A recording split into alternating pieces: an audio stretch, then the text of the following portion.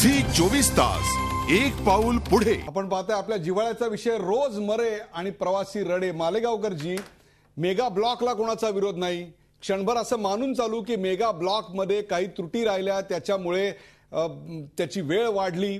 आम्ही क्षणभर हेही मान्य करतो की तुम्ही रेल्वे प्रशासनाने राज्य प्रशासनाला कळवलं असेल। आम्ही क्षणभर हे सुद्धा मान्य करतो की राज्य प्रशासनाने त्यावर काही कारवाई केलेली नाही। आम्ही आमच्या आमदार खासदारांकडून आम्हाला मदत करतील अशी अपेक्षा ठेवलेली नाही, त्यांनी त्यांच्या निर्लज्जपणाचे कळस गाठलेले आहेत हेही आम्ही मान्य केलं। पण कृपा करून आमच्या भावनेशी रेल्वे प्रशासनानं असं खेळू नये की ही जी माणसं मेली त्याचा मेगा ब्लॉकशी संबंध जोडू नये असं कृपा करून तरी म्हणू नका। ते काही स्वित्झर्लंडला फिरायला चाललेले नव्हते, ते पोटाची खळगी भरायला चाललेले होते। त्यांना आत बसायला जागा मिळाली असती तर आत बसले असते, कशाला बाहेर लटकत राहिले असते। त्या लटकणाऱ्या जीवांशी, त्यांच्या कच्च्या बच्च्यांशी रेल्वे प्रशासनाचं काहीच नातं नाही।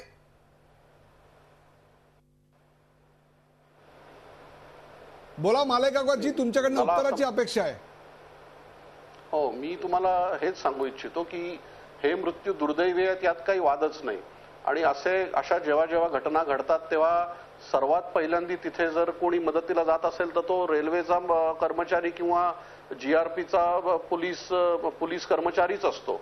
त्यामुळे अशा लोकांना जेव्हा मदतीची सगळ्यात जास्ती गरज असते तेव्हा तिथे पहिल्यांदा धावलेले असतात ते पोलीस आणि रेलकर्मीच धावलेले असतात, हे सुद्धा आपण लक्षात घेतलं पाहिजे।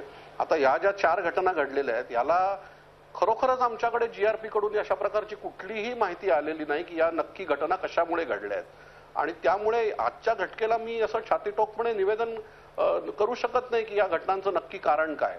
आता गर्दीमुळे हे मृत्यू घडलेले आहेत हा एकच भाग त्यातला कॉमन आहे, परंतु यातले काही प्रवासी डाऊन दिशेने जाणारे होते जिथे गर्दी त्या प्रमाणात नव्हती, काही प्रवासी अप दिशेने येणारे होते। एक घटना सकाळी 10:30च्या सुमारास घडली, दुसरी दुपारी 12च्या सुमारास घडली।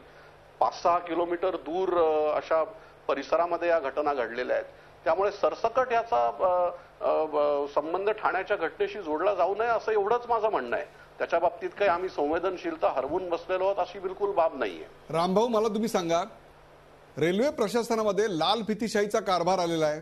या जनतेच्या संवेदनशीलतेशी आयडेंटिफाय करू शकेल अशा प्रकारचं प्रशासन आपल्याकडे राहिलेलं नाही। त्याही पेक्षा सुद्धा पर्याय नाही, त्यामुळे लोक रेल्वेशिवाय दुसरीकडे जातील कुठे अशा प्रकारची एक मुजोरी या संपूर्ण व्यवस्थेमध्ये आलेली आहे। नाही, ही तर गोष्ट खरी आहे की रोज मुंबईत 72 लाख लोक प्रवास करत असतात आणि दुसरा पर्याय नाही, हे तर गोष्ट सरळ सरळ स्पष्ट आहे, सत्य आहे।